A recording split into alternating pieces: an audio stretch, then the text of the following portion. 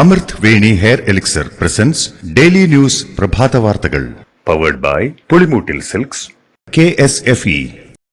ഈ ആണുങ്ങൾക്ക് മാത്രം എന്താ ഇത്ര അധികം നെറ്റ് കെയറിലും ഹെയർ ലോസ് ഒക്കെ ഉണ്ടാവണേ? ആണുങ്ങളുടെ ഹെയർ ലോസിന്റെ മേജർ റീസൺസ് തന്നെ ഡിഫറെന്റ് ആണ്. സ്കാൽപ്പിലുള്ള 5 ആൽഫ റിഡക്ടേസ് എന്ന എൻസൈം നിങ്ങളുടെ ഹോർമോണുമായി ചേർന്ന് ഹെയർ ഫോളിക്കിൾസിനെ ചുരുക്കുന്നു. Amrit Veni hair elixir for men use ചെയ്യൂ. പുരുഷന്മാർക്ക് വേണ്ടി ബയോടെക്നോളജി പ്രകാരം പ്രത്യേകം ഡെവലപ്പ് ചെയ്തത്. നമസ്കാരം, ഞാൻ ഡെയ്സി ബിജു. ഡെയിലി ന്യൂസിന്റെ പ്രഭാത വാർത്തകളിലേക്ക് സ്വാഗതം. ഇന്ന് മാർച്ച് 8 ശനിയാഴ്ച. ഇന്ന് അന്താരാഷ്ട്ര വനിതാ ദിനം. എല്ലാ സ്ത്രീകൾക്കും പെൺകുട്ടികൾക്കും അവകാശങ്ങൾ, സമത്വം, ശാക്തീകരണം എന്ന വിഷയത്തിലാണ് ഇത്തവണ അന്താരാഷ്ട്ര വനിതാ ദിനം ആഘോഷിക്കപ്പെടുന്നത്. ശാശ്വതമായ മാറ്റത്തിനുള്ള ഉത്തേജകമായി അടുത്ത തലമുറയെ, പ്രത്യേകിച്ച് യുവതികളെയും കൌമാരക്കാരെ പെൺകുട്ടികളെയും ശാക്തീകരിക്കുക എന്നതാണ് ഈ ദർശനത്തിന്റെ കേന്ദ്രബിന്ദു. ഏവർക്കും ഡെയിലി ന്യൂസിന്റെ വനിതാ ദിനാശംസകൾ. നഷ്ടത്തിലായ പൊതുമേഖലയെ സംരക്ഷിക്കാൻ മാർഗങ്ങൾ തേടി CPM സംസ്ഥാന സമ്മേളനം. സംസ്ഥാനത്തെ നഷ്ടത്തിലായ പൊതുമേഖലാ സ്ഥാപനങ്ങളെ കരകയറ്റുന്നതിനായി താൽപര്യമുള്ളവരുമായി ഉപാധികളോടെ ധാരണയുണ്ടാക്കാനാണ് CPM ശ്രമിക്കുന്നത്. നവകേരളത്തിനായി പുതുവഴികൾ തേടുന്ന സംസ്ഥാന സമ്മേളന രേഖയിൽ പൊതുമേഖലയെ സംരക്ഷിക്കാൻ സ്വകാര്യ പങ്കാളിത്തം ഉൾപ്പെടെയുള്ള മാർഗങ്ങൾ തേടാനാണ് ആലോചിക്കുന്നത്. അതേസമയം കേന്ദ്ര സർക്കാർ പൊതുമേഖലാ സ്ഥാപനങ്ങൾ വിൽക്കുന്നതിനെതിരെ ശക്തമായ നിലപാടാണ് പ്രമേയത്തിലൂടെ സമ്മേളനത്തിൽ അവതരിപ്പിക്കുന്നത്.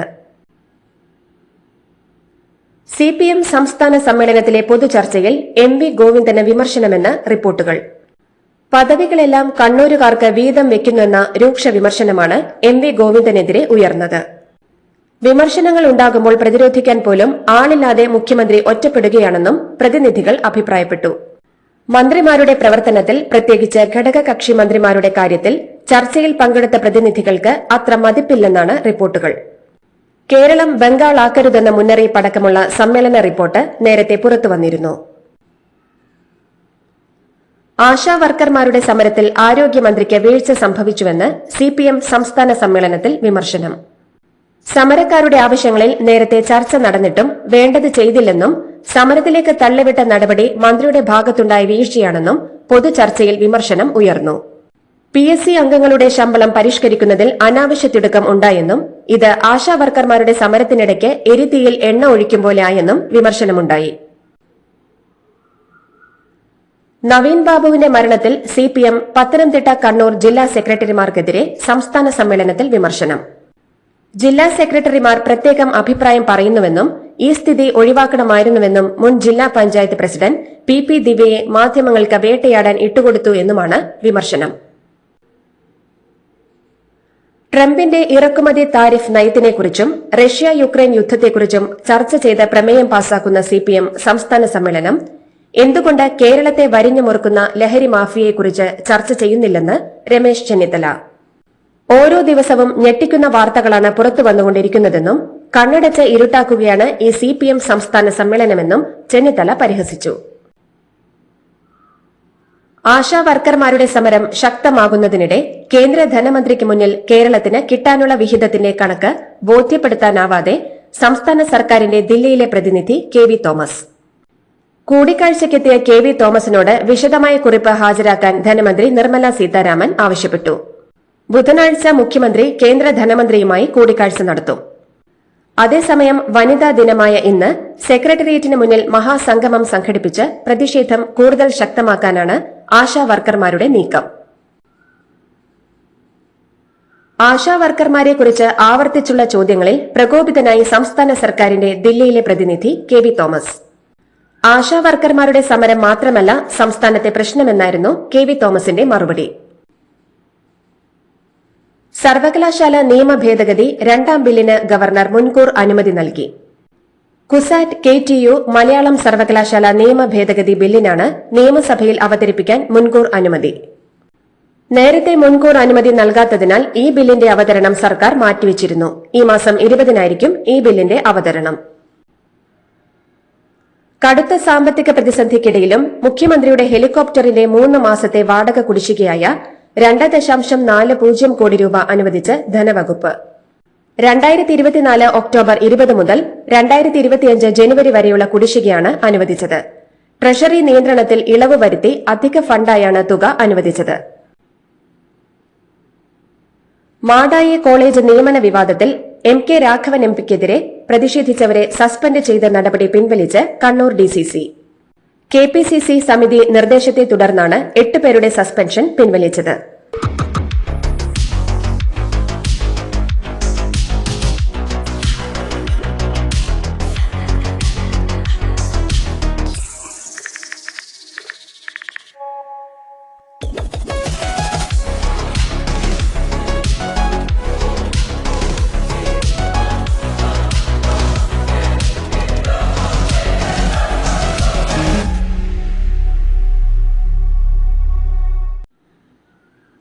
സ്കൂളുകളിൽ ഭിന്നശേഷിക്കാരായ വിദ്യാർത്ഥികളെ പഠിപ്പിക്കാനുള്ള സ്പെഷ്യൽ എഡ്യൂക്കേറ്റർമാരുടെ നിയമനത്തിൽ നിർണായക ഇടപെടലുമായി സുപ്രീംകോടതി. സംസ്ഥാനങ്ങളിലെ സ്കൂളുകളിലെ സ്പെഷ്യൽ എഡ്യൂക്കേറ്റർമാരുടെ തസ്തികകൾ 12 ആഴ്ചകൾക്കകം കണ്ടെത്തി പ്രസിദ്ധീകരിക്കാനാണ് സുപ്രീംകോടതിയുടെ നിർദ്ദേശം. ഇവരുടെ സ്ഥിര നിയമനം സംബന്ധിച്ച് 2021 സുപ്രീംകോടതി വിധി നടപ്പാക്കാത്തത് ചോദ്യം ചെയ്തുള്ള കോടതിയെ ലക്ഷ്യ ഹർജിയിലാണ് ഉത്തരവ്. ചോദ്യപേപ്പർ ചോർച്ച കേസിലെ മുഖ്യപ്രതി മുഹമ്മദ് ഷുഹൈബിനെ കോടതി റിമാൻഡ് ചെയ്തു. താമരശ്ശേരി 1ാം ക്ലാസ് ജുഡീഷ്യൽ മജിസ്ട്രേറ്റ് കോടതിയാണ് MS സൊല്യൂഷൻ CEO കൂടിയായ ഷുഹൈബിനെ റിമാൻഡ് ചെയ്തത്. ഇയാളെ കസ്റ്റഡിയിൽ ലഭിക്കാൻ തിങ്കളാഴ്ച പോലീസ് അപേക്ഷ നൽകും. ചോദ്യപേപ്പർ അധ്യാപകർക്ക് ചോർത്തി നൽകിയ മലപ്പുറത്തെ അൺഎയ്ഡഡ് സ്കൂളിലെ പ്യൂണായ അബ്ദുൾ നാസറിന്റെ ജാമ്യാപേക്ഷ താമരശ്ശേരി കോടതി ഇന്നലെ തള്ളി. പത്തനംതിട്ടയിൽ യൂത്ത് കോൺഗ്രസ് പ്രവർത്തകനെ ലഹരിക്കടത്ത് കേസിൽ അറസ്റ്റ് ചെയ്തു. യൂത്ത് കോൺഗ്രസ് പ്രവർത്തകനായ S നസീബാണ് പിടിയിലായത്. എക്സൈസ് സംഘമാണ് ഇയാളെ അറസ്റ്റ് ചെയ്തത്. 300 ഗ്രാം കഞ്ചാവാണ് പ്രതിയുടെ പക്കൽ നിന്നും കണ്ടെടുത്തത്. 1 വർഷം മുൻപും ഇയാൾക്കെതിരെ എക്സൈസ് കഞ്ചാവ് കേസ് രജിസ്റ്റർ ചെയ്തിരുന്നു. താനൂരിൽ നിന്നും കാണാതായ പെൺകുട്ടികളുമായി പോലീസ് സംഘം കേരളത്തിലേക്ക് പുറപ്പെട്ടു. താനൂരിൽ നിന്നും എത്തിയ പോലീസ് സംഘത്തോടൊപ്പമാണ് പെൺകുട്ടികൾ ട്രെയിനിൽ നാട്ടിലേക്ക് വരുന്നത്. ഇന്ന് വൈകിട്ടോടെ പെൺകുട്ടികളെ രക്ഷിതാക്കൾക്കടുത്തെത്തിക്കാനാകുമെന്നാണ് പ്രതീക്ഷ.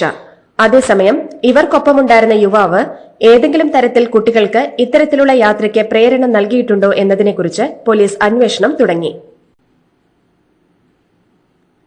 താനൂരിലെ പെൺകുട്ടികളെ കാണാതായ സംഭവത്തിൽ മുംബൈയിലെ ബ്യൂട്ടി പാർലറിന്റെ റോൾ അന്വേഷണ വിധേയമാക്കണമെന്ന് കോൺഗ്രസ് നേതാവ് സന്ദീപ് വാര്യർ. അവിടെ നിന്നും അറിഞ്ഞ കൃത്യമായ ചില വിവരങ്ങളുടെ അടിസ്ഥാനത്തിലാണ് ഇക്കാര്യം പറയുന്നതെന്നും കസ്റ്റമറുടെ വീഡിയോ എടുത്ത് സൂക്ഷിച്ചു എന്നൊക്കെ പറയുന്നതിലുള്ള അവിശ്വസനീയത കൊണ്ടാണ് അന്വേഷിച്ചതെന്നും അദ്ദേഹം പറഞ്ഞു. പൊതുജനങ്ങളുടെ ജീവനും വസ്തുവകകൾക്കും കൃഷിക്കും സ്വൈര്യ ജീവിതത്തിനും ഭീഷണിയാകുന്ന പന്നികളെ കൊന്നൊടുക്കുന്നവർക്ക് നൽകുന്ന ഓണറേറിയം വർദ്ധിപ്പിച്ചു. പന്നികളെ കൊല്ലുവാൻ അംഗീകാരമുള്ള ഷൂട്ടർമാർക്ക് അവയെ വെടിവെച്ച് കൊലപ്പെടുത്തിയാൽ 1500 രൂപ നിരക്കിൽ ഓണറേറിയം അനുവദിക്കും. ചത്ത മൃഗങ്ങളെ സംസ്കരിക്കുന്നതിന് 2000 രൂപ ചെലവഴിക്കാം. സംസ്ഥാന സവിശേഷ ദുരന്തമായി മനുഷ്യ വന്യജീവി സംഘർഷം ഉൾപ്പെടുത്തിയ സാഹചര്യത്തിൽ ഇത്തരം പ്രതിരോധ നടപടികൾക്ക് വേണ്ടിവരുന്ന തുക സംസ്ഥാന ദുരന്ത പ്രതികരണ നിധിയിൽ നിന്നും ചെലവഴിക്കണമെന്ന് മുഖ്യമന്ത്രി പിണറായി വിജയൻ നിർദ്ദേശം നൽകിയിരുന്നു. മലപ്പുറം കോഡൂരിൽ ബസ് ജീവനക്കാരുടെ മർദ്ദനത്തിന് പിന്നാലെ ഓട്ടോറിക്ഷ ഡ്രൈവർ കുഴഞ്ഞു വീണ് മരിച്ച സംഭവത്തിലെ ദൃശ്യങ്ങൾ പുറത്ത്. മലപ്പുറം മാണൂർ സ്വദേശി അബ്ദുൾ ലത്തീഫാണ് മരിച്ചത്. മർദ്ദനത്തിൽ പരിക്കേറ്റ അബ്ദുൾ ലത്തീഫ് ആശുപത്രിയിൽ ചികിത്സയ്ക്കെത്തിയപ്പോൾ കുഴഞ്ഞു വീണ് മരിക്കുകയായിരുന്നു. പോസ്റ്റ്മോർട്ടത്തിന് ശേഷം മർദ്ദനമാണ് മരണകാരണമെന്ന് കണ്ടെത്തുകയാണെങ്കിൽ കൊലക്കുറ്റമടക്കമുള്ള വകുപ്പുകൾ ബസ് ജീവനക്കാർക്കെതിരെ ചുമത്തും. വെഞ്ഞാറമൂട് കൂട്ടക്കൊലക്കേസുമായി ബന്ധപ്പെട്ട് പ്രതി അഫാനെ വിവിധ സ്ഥലങ്ങളിൽ കൊണ്ടുപോയി തെളിവെടുപ്പ് നടത്തി. അമ്മൂമ്മയെ കൊലപ്പെടുത്തിയ കേസിലായിരുന്നു തെളിവെടുപ്പ്. വൈകിട്ട് 4:30 പോലീസ് സംഘം അഫാനുമായി പാങ്ങോട് സ്റ്റേഷനിൽ നിന്ന് ഇറങ്ങിയത്. ആറ്റിങ്ങൽ ഡിവൈഎസ്പി മഞ്ജുനാഥ് അടക്കമുള്ള ഉദ്യോഗസ്ഥരുടെ കീഴിൽ വൻ പോലീസ് സുരക്ഷയോടെയായിരുന്നു തെളിവെടുപ്പ്. ഒറ്റപ്പാലത്ത് CPM ഭരിക്കുന്ന സഹകരണ അർബൻ ബാങ്കിൽ വൻ ക്രമക്കേട്. ബാങ്ക് സീനിയർ അക്കൌണ്ടന്റ് മോഹനകൃഷ്ണൻ മുക്കുപണ്ടം പണയം വെച്ച് 45 ലക്ഷം രൂപ തട്ടി. മോഹനകൃഷ്ണനെ സസ്പെൻഡ് ചെയ്ത് ബാങ്ക് അധികൃതർ പോലീസിൽ പരാതി നൽകി. മോഹനകൃഷ്ണനും CPM ലോക്കൽ കമ്മിറ്റി അംഗം ഉൾപ്പെടെയുള്ള 3 ബന്ധുക്കൾക്കുമെതിരെ പോലീസ് കേസെടുത്തു. തിരുവനന്തപുരം മേയർ ആര്യ രാജേന്ദ്രനെതിരെ സമൂഹ മാധ്യമത്തിലൂടെ സ്ത്രീത്വത്തെ അപമാനിക്കും വിധം പരാമർശം നടത്തിയ ചാണക്യ ന്യൂസ് TV ഉടമ അറസ്റ്റിൽ. നിലമ്പൂർ സ്വദേശി VK ബൈജുവാണ് അറസ്റ്റിലായത്. ആര്യ രാജേന്ദ്രന്റെ പരാതിയിലാണ് ഇയാൾ അറസ്റ്റിലായത്. മോൾക്ക് ബർത്ത്ഡേ ഗിഫ്റ്റ് വാങ്ങണ്ടേ? ഷോപ്പിൽ കൊണ്ടുപോയി ഇഷ്ടമുള്ളത് വാങ്ങിക്കൊടുക്കാം. അപ്പൊ ഏട്ടൻ വരുന്നുണ്ടോ?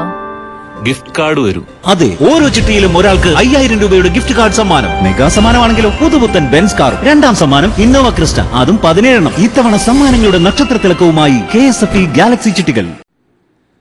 ഉത്സവ സീസണുകളിലെ തിക്കും തിരക്കും മഹാകുംഭമേളയ്ക്കിടെയുണ്ടായ ദുരന്തവും പരിഗണിച്ച് രാജ്യത്തെ റെയിൽവേ സ്റ്റേഷനുകളിലെ തിരക്ക് നിയന്ത്രിക്കാൻ പുതിയ നീക്കവുമായി റെയിൽവേ മന്ത്രാലയം. രാജ്യത്തുടനീളമുള്ള 60 റെയിൽവേ സ്റ്റേഷനുകളിലാണ് പുതിയ തിരക്ക് നിയന്ത്രണ പദ്ധതി നടപ്പിലാക്കുക. ഈ 60 സ്റ്റേഷനുകൾക്ക് പുറത്ത് സ്ഥിരമായ കാത്തിരിപ്പ് കേന്ദ്രങ്ങൾ ഒരുക്കാൻ റെയിൽവേ മന്ത്രാലയം തീരുമാനിച്ചു. ട്രെയിൻ എത്തുമ്പോൾ മാത്രമേ യാത്രക്കാരെ പ്ലാറ്റ്ഫോമുകളിലേക്ക് പോകാൻ അനുവദിക്കൂ. റെയിൽവേ മന്ത്രി അശ്വിനി വൈഷ്ണവിന്റെ അധ്യക്ഷതയിൽ ചേർന്ന ഉന്നതതല അവലോകന യോഗത്തിലാണ് തീരുമാനം. മണ്ഡല പുനർനിർണയവുമായി ബന്ധപ്പെട്ട് നിർണായക നീക്കവുമായി തമിഴ്നാട് മുഖ്യമന്ത്രി MK സ്റ്റാലിൻ.